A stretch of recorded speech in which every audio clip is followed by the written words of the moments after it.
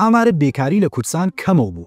جێگەرە ئابووری ئەستاندار کورسان وتی در بهار 1404 نرخ بیکاری کشور شده 7.3% و نرخ بیکاری کردستان شده 6.6% و جایگاه استان هم جایگاه 17 هستش.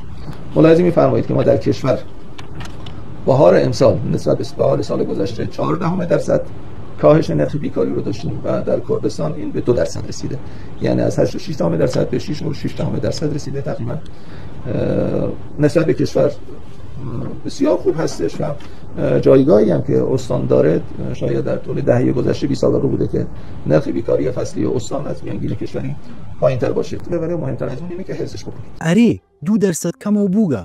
هەولێ بەمیشە ئاماژە بکەن کە نرخ مشارکەت اقتصادی خەڵکی پارێزگاکەمان لە 43.1% لە بەهارە 403 بووگە بە 41.8% لە بەهارە 404 و نسبەتە ئیشتغاڵیش لە 39.4% بووگە بە 39.1%. وەسە شتێ مردم نەخۆش بن وەلی نەچنە دوکتر جا بێژن ئامار نەخۆشەکانمان کەمەوە بووگە.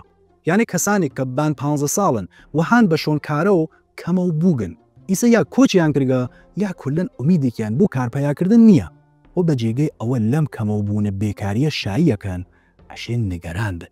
شتێتریش هەست بەهار فەسڵە کار و کشاوەرزیە حەسا ئەوەسە ئامارەکانتان بۆ پاییز و زمسانیش هەر کاهشی بێت وەگەرنە شغڵ موقت بەکار چاوە کاکەگیە 4 دانە پرۆژەیە گەورە بێرن با جوانەکان کەماوارە بن.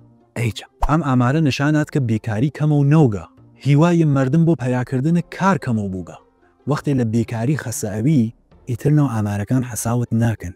شاید وەختی گەیگە بە جێگەی ئەوە لە تەک ئامارەکان کایە بکەن بەفکر ئەوە بن کە بووچە کار نییە و ئیتر مردم ناچن بە شۆن کارپەیاکردن.